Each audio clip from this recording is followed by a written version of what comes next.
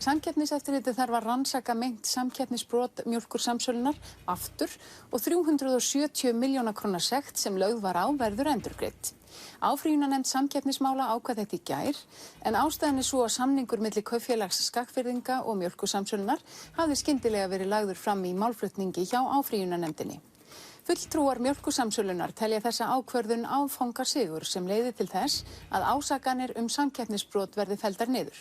Samkeppniseftirlitið undrast mjög að slíkt lykilgagn hafi aldrei komið fram áður í málinu og bendir á að ekki hafi verið sýnt fram á hvernig samningurinn réttlæti verðmun til viðskiptavina MS. Heiðrún Lind Martinsdóttir lögmaður MS og Ólafur Steffensen framkvæmdastjóri félags atvinnurekenda eru mætt til að ræða þessi mál hjá Helga Selja. Velkomin bæði tvö. Kannski bara byrja á þér, Ólafur. Þú ert framkvæmdastjóri félags atvinnurekenda. Þið segið í dag, og það haft eftir þér í dag, að þér finnst það orka mjög tvímælis að öflugt markaðsráðandi fyrirtæki komist upp með að tefja málsmeðferð með því að leyna gögnum fyrir Samkeppniseftirlitinu. Þið eruð alveg á því að menn hafi leynt þessu og heldur að menn hafi gert það viljandi. Væri það ekki svolítið sérstætt því að þetta slíkt gagn? Ég átta mig ekki á því. Það að minnsta kosti mjög sérkennilegt af Mjólkursamsölunni að halda hjá að þetta sé einhver áfangasigur. Ákvörðunin ónýtist af því að Mjólkursamsölunnar lagði ekki fram algjör lykilgögn í málinu og ég hefði sagt að það væri frekar svona áfanga niðurlæging fyrir fyrirtæki sem vill láta taka sig alvarlega sko. Þannig að ég bara verð að segja að ég botna ekki í því að lykilgögn skuli ekki hafa verið látið Samkeppniseftirlitinu í té þegar það hefur verið kallað eftir því. Þetta er annarkvort eitthvað svona lögfræðilegt sniðuheitabragð til að tefja málið eða bara hrein og klár glófska. Hvað segirðu við þessu þegar þú ert lögmaður Mjólkursamsölunnar? Ertu svona klók eða þið? Hvers vegna gerist þetta? Nei, nú kannski fyrst því til að svara að niðurstaða áfrýjunarnefndar samkeppnismála eru þetta áfangasigur vegna þess að það er fallist á kröfu Mjólkursamsölunnar að ógilda ákvörðunina. Það var ekki fallist á kröfu Samkeppniseftirlitsins heldur Mjólkursamsölunnar. Þannig að það er sérstakt að nú skuli það fyrirtæki sitja hér og þurfa að svara ásökunum að hafa leynt gögnum. Þannig er þetta mál vaxið að það kemur inn vegna kvörtunar mjólkurbúsins eða kú. Og þar svarar Mjólkursamsalan eftir fyrirspurn Samkeppniseftirlitsins. Jafnan er það svo að Samkeppniseftirlitið leggur upp ákveðna fyrirspurn til aðila sem kvartaðir undan. Þar sem að þeir óskað eftir samningum sem að liggja til grundvallar viðskiptum, hvort heldur munnlegum eða skriflegum, að upplýst sé þá efni munnlegra samninga og svo framvegis. Á öllum stigum málsins hefur Mjólkursamsalan lagt sér fram það að svara öllu sem að Samkeppniseftirlitið hefur beint að þeim og vel það. Í ítarlegu máli hefur Mjólkursamsalan rökstutt hvers vegna þessi verðlagning var lögmæt. Síðan gerist það að það kemur andmælaskjal frá Samkeppniseftirlitinu sem er nú svona það skjal þar sem að drög að ákvörðun og þetta eru drög að íþyngjandi ákvörðun. Þetta skjal eru 39 síður. Þessu er svarað með mjög skömmum tíma, hefðbundnum fresti Samkeppniseftirlitsins, aldrei er reynt að tefja það málið og óska frekari fresta. Öll gögn sem að Mjólkursamsalan taldi rétt á því stigi og miða við það andmælaskjal komu fram og greinagerð þess fyrirtækis. Síðan kemur ákvörðun Samkeppniseftirlitsins í september og munið það, andmælaskjalið er 39 síður. Ákvörðun sem kemur er 101 blaðsíða. Það má sjá af þessu að Samkeppniseftirlitið hefur auðvitað bætt verulega í rökstuðningin. Þannig að það má spyrja sig á hvaða stigi átti Mjólkursamsalan að leggja fram þá þennan samning. Hefðu ekki bara átt að gera það strax ef ég gríp fram fyrir þér, vegna þess að ef þetta er þetta lykilgagn sem er talað það er talað að það felist í þessu að það er talað hérna og það er sagt í áliti áfrýjunarnefndarinnar ekki hafi komið fram haldbærar skýringar á því hjá áfrýjanda hvers vegna bæði samningurinn hafi ekki verið lagður fram með meðferð málsins hjá Samkeppniseftirlitinu né grundvallar gögnum efndir hans og uppgjör.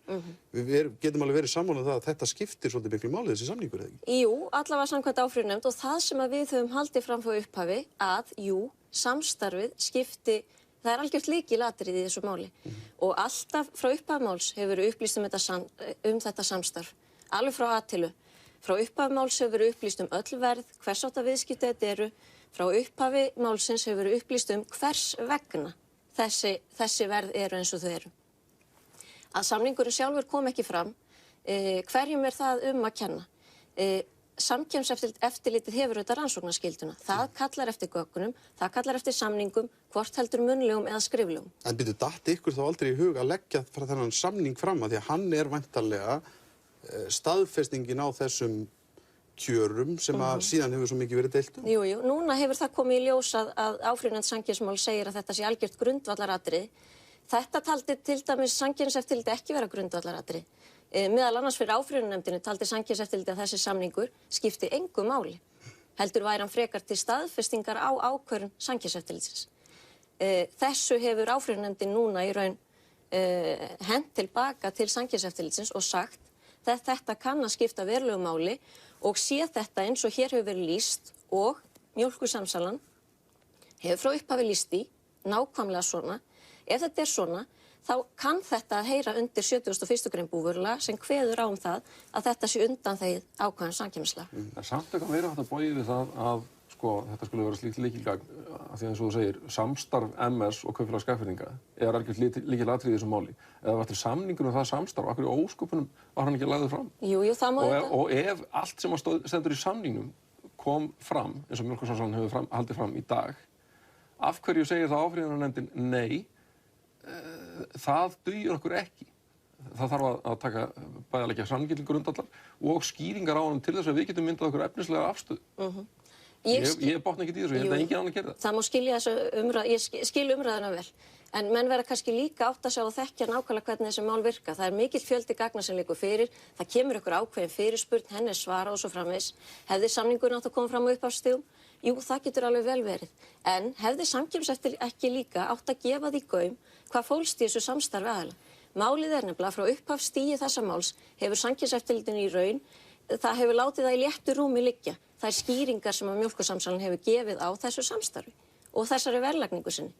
Og það er jafnan þannig að Samkeppniseftirlitið óskar eftir öllum samningum sem til staðar eru, hvort heldur munnlegir eða skriflegir. Það var ekki gert. Og þar situm við í dag. En sko,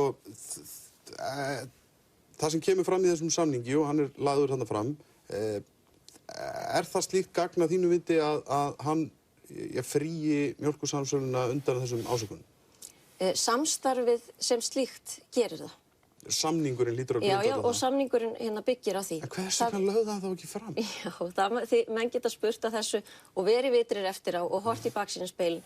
En það að segja nú að þessu hafi verið leynt, ég get fullyrt þá og hef ég nú veitt fjölda fyrirtækja ráðgjöf í samkeppnismálum. Aldrei myndi það vera ráðlegging að leyna gögnum. Sér í lagi, þetta er gagn sem að kemur, þetta er til stuðnings málflutningi Mjólkursamsölunnar í fyrsta lagi og í öðru lagi hefur aldrei verið nein leynd yfir samstarfi. Ég hefði skilið fyrirtæki sem er að reyna að verjast því að það hafi átt í samstarfi við einhvern aðila, það sem að væri almennt 10. greina brot, menn eru auðvitað að leyna þeim og vilja þar alveg ekki afhenda öll gögn og svo framvegis. Það er ekki þannig í þessu máli. Það er ekkert tilefni fyrir Mjólkursamsöluna til að leyna neinu. Heldurðu, eins og þessi lýst, að þessu hafi þá hugsanlega ekkert, menn hafi ekkert verið að leyna neinu, heldur hafi menn eitthvað ekki átt að segja á því að leggja þetta fram fyrst það var ekki beðið þetta? Já, það kemur náttúrulega ljós við frekara rannsókn Samkeppniseftirlitsins. Það segir í tilkynningu í dag að stofnunin ætlar að rannsaka það nánar af hverju þetta gagn kom ekki fram. En núna vakna sér náttúrulega bara spurningar framhaldið. Við hjá Félagi atvinnurekenda höfum nú lagt fram tillögur að gera meðferð samkeppnismála skilvirkari. Það tekur óþolandi langan tíma í rauninni oft bæði fyrir þá sem að kvarta til stofnunarinnar og þá sem eru ásakaðir samkeppnisbrot. Og er ómögulegt fyrir fyrirtækin að verði þessari biðstöð að mann getur tekið fleiri ár að komast að niðurstöðu í málum. Þannig að við segjum það þarf flýtimeðferð í þessu máli. Það eru fleiri svipuð mál inni hjá Samkeppniseftirlitinu. Mjólkurbúið Kú hefur til dæmis líka kvartað yfir.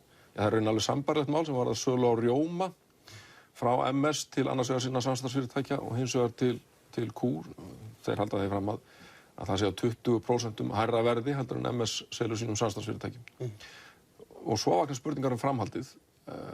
MS ákvað eftir að Samkeppniseftirlitið tók sína ákvörðun að jafna verðið til keppinautana og samstarfsfyrirtækjana, reyndar uppávið, nú, já, kannski getur Heiðrún svarað því, hvort að þeirra ákvörðum verið snúið við og það verið þá haldið áfram að svína á keppinautunum þangað til að komin niðurstaða hjá áfrýjunarnefndinni. Aftur. Ekki Mjólkursamsalan í fullu rétt til að gera það? Ef hún telur þetta vera, já, að það sé búið að snúa þessu, það er búið að hnekkja þessu áliti, endurgreiða sektina, það er ekkert sem stendur þá í vegi fyrir því að Mjólkursamsalan lækki aftur verðið til kaupfélags Skagfirðinga. Einmitt. Hvorki fyrr né síðar hefur Mjólkursamsalan svínað á keppinautum og hefur nú fyrirtæki sætt ansi mörgum rannsóknum, meðal annars Húsleit, og ef menn geta nefnt með dæmi þess að Húsleit hafi leitt til þess að Samkeppniseftirlitið felli niður mál og telji engin brot hafi átt sér stað hjá fyrirtæki, þá væri gott að heyra það vegna þess að ég held að það sé alveg örugglega í fyrsta skipti sem það hefur gerst hér á landi að svo fer. Og þannig fór það nú Mjólkursamsalan. Öll gögn fyrirtækisins voru tekin í Húsleit. Þetta er ekki fyrsta máli sem að Ólafur Magnússon kvartar undan meintri ólögmætri háttsemi fyrirtækisins og hann hefur hingað til ekki haft erindi sem við. En gott og vel. Hvort að fyrirtæki ætla að halda áfram að svína á neytendum, það hefur ekki gert það og það mun ekki gera það. Svo ég reyna að útskýra í mjög einföldu máli út á hvað þetta gengur og þessi meinta verð mismunun og hvað Mjólkursamsalan er að gera. Þá er það þannig að löggjafinn hefur talið að málefnum mjólkuriðnaðarins skuli háttað öðruvísi heldur en eftir hefðbundnum lögmálum framboðs og eftirspurnar. Þeir hafa sett sérstakt ákvæði í lög sem segir menn mega sameinast, það má sem sagt vera eins mikil samþjöppun og mögulega er hægt á þessu markaði sem er nú almennt ekki talið gott í samkeppnislegu tilliti, menn mega hafa með sér hvert það samstarf sem þeir kjósa til þess að lækka hvað? Jú, kostnað, til þess að lækka vöruna til neytenda vegna þess að þetta er talin nauðsynjavara. Nú og hvernig lækkaru kostnað í framleiðslu þegar að þú átt í samstarfi við aðra aðila að lækka þennan kostnað? Það hlýtur að vera þannig að menn skipti með sér verkum á einhvern hátt. Það er þannig með mjólkurvörur að þær eru með mjög mismunandi framlegð. Sumar eru með mjög lága framlegð og aðrar með hærri. Nú er það svo í þessu samstarfi við KS að það er þannig að KS hefur framleitt í þessu samstarfi mjólkurvörur með lága framlegð. Mjólkursamsalan vörur með háa framlegð.